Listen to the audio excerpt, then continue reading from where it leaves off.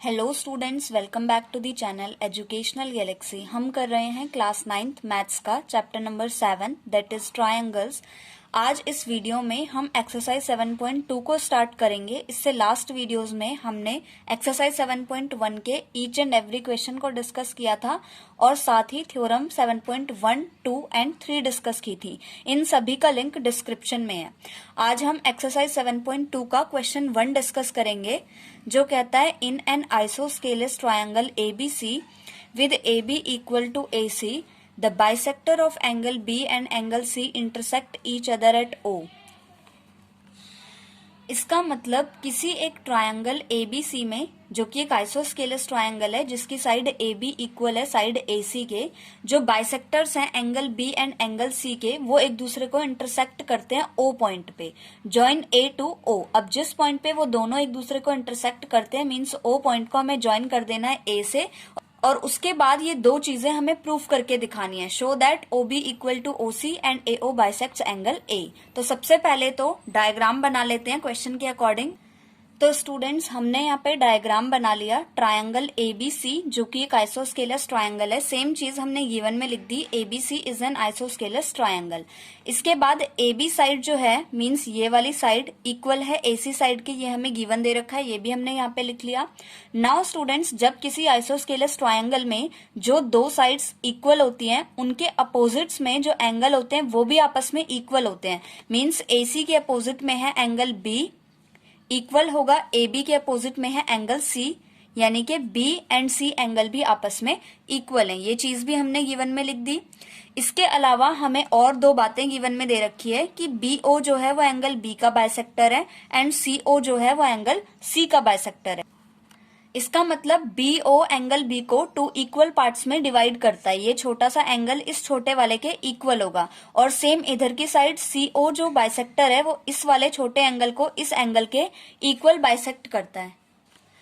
तो हमें सबसे पहले प्रूफ करना है ओ बी इक्वल आ जाए ओ सी के। ओ बी मीन्स इतनी साइड इक्वल आ जाए ओ सी के। तो कैसे हम इसे प्रूफ कर सकते हैं? सबसे पहले इस छोटे वाले ट्रायंगल को अगर हम देखें, ट्रायंगल ओ बी सी, तो हम लिख सकते हैं in triangle O B C. O B C triangle में हमें पता है ये जो इतना सा एंगल है means angle O B C, ये पूरे ए बी सी का हाफ है। तो हम पहले लिख सकते हैं एंगल ओ बी सी जो है वो half of angle A B C है।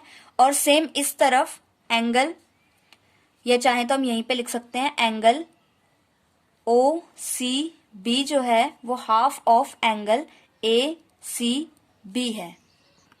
मीन्स ये इतना सा एंगल इस पूरे एंगल का हाफ है और इधर की साइड ये इतना सा एंगल इस पूरे एंगल का हाफ है। लेकिन हमें पता है जो पूरे पूरे एंगल है मीन्स एंगल बी सी के इक्वल है, यानी कि बी का हाफ बी सी के हाफ के इक्वल होगा। तो हम यहाँ पे इस वाले को सेम लिख लेते हैं, ओ बी सी इक्वल है half of angle A B C. यहाँ पर ए बी सी ही रहने देते हैं और यहाँ पे ए सी बी को रिप्लेस कर देंगे ए बी सी से। Angle O C B is equal to half of angle A B C. ये चाहे तो हम इसको रिप्लेस कर सकते थे ए सी बी से, दोनों में से एक को रिप्लेस करना है क्योंकि दोनों आपस में इक्वल है। नाउ इसको इक्वेशन 1 मान लेते हैं और इसको इक्वेशन 2 मान लेते हैं। दोनों का ही RHS सेम है, half of ABC half of ABC. तो अगर हम इन दोनों इक्वेशंस को इक्वेट करें तो हम लिख सकते हैं इक्वेट इक्वेशन 1 एंड 2। 1 एंड 2 को इक्वेट करने से हमारे पास आ जाएगा angle O B C equal आ जाएगा एंगल ओ सी बी के। मीन्स ये दो छोटे छोटे एंगल हैं, ये वाला एंगल इक्वल है इस वाले एंगल के। तो इस वाले ट्रायंगल में, ट्रायंगल ओ बी सी में अगर दो एंगल इक्वल आ गए मीन्स इस एंगल के अपोजिट में जो साइड है ओ सी, वो दूसरे वाले एंगल के अपोजिट में जो साइड है मींस बी ओ, ये दोनों आपस में इक्वल होंगे।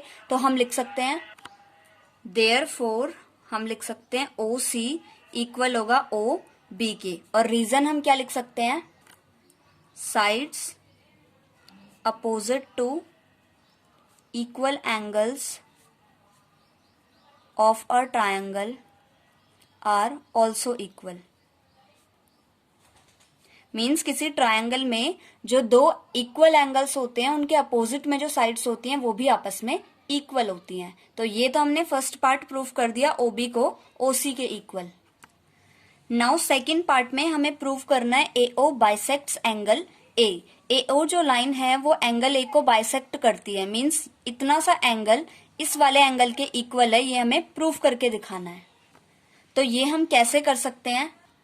ये जो दो शेडेड वाले ट्रायंगल्स दिख रहे हैं, means triangle AOB and triangle AOC, अगर हम इन दोनों ट्रायंगल्स को आपस में कॉन्ग्रेंट कर दें तो ये दोनों एंगल्स आपस में इक्वल आ सकते हैं इजीली बाय सिंप्लिसिटी। तो सबसे पहले हम लिखेंगे in triangle AOB and triangle AOC, दोनों ट्रायंगल्स में सबसे पहले AB इक्वल है AC के, ये हमें गिवन दे रखा था। दूसरी बात OB इक्वल है OC के, अभी अभी हमने ऊपर प्रूव किया तो हम लिख सकते हैं प्रूव्ड अबव।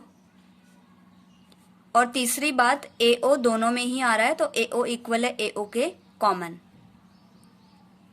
सो दोनों ट्रायंगल्स की तीनों साइड्स आपस में इक्वल हैं, देयरफॉर हम लिख सकते हैं triangle AOB is congruent to triangle AOC by side side side. SSS congruency criteria से दोनों ट्रायंगल्स आपस में कॉन्ग्रेंट हो गए।